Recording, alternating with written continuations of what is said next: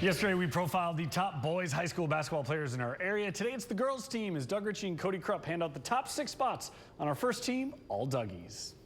Fresh Center, they called you. They said, yes, we want the rank check because we were there so often, keeping the lights on.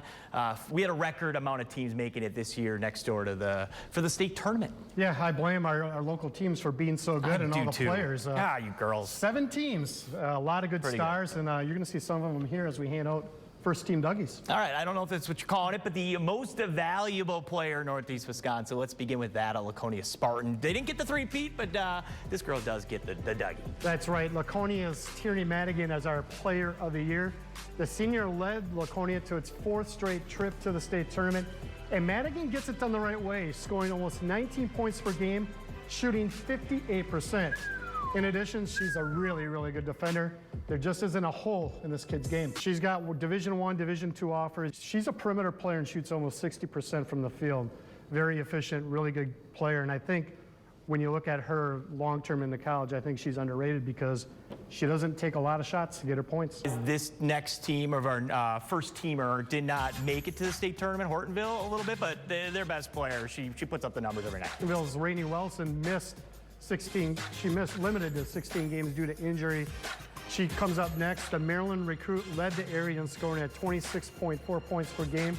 Talk about big shoes to fill. A girl that's at UConn, and I think she did a pretty good job filling into the shoes as the leading scorer for the Neenah Rockets. That's right. Another FEA player, Neenah's Rowan Klesmet. As you said, the junior took over for Allie Zabel and played much bigger than her 5'5" height. Klesmet had a target on her back, found a way to average almost 23 points per game. She just knows how to score. Speaking of having to put your team on the back, at least a lot of the times, all the success Notre Dame has had, a lot of them graduated before this year, so it was up to Peyton Musial to fill those shoes. Yeah, Musial had to step up this season after the Tritons, as you said, lost key players, and she had some injury, and they did not disappoint. The FRCC Player of the Year and UAB commit averaged an FRCC best 20.3 points per game. His teammates to the state championship game.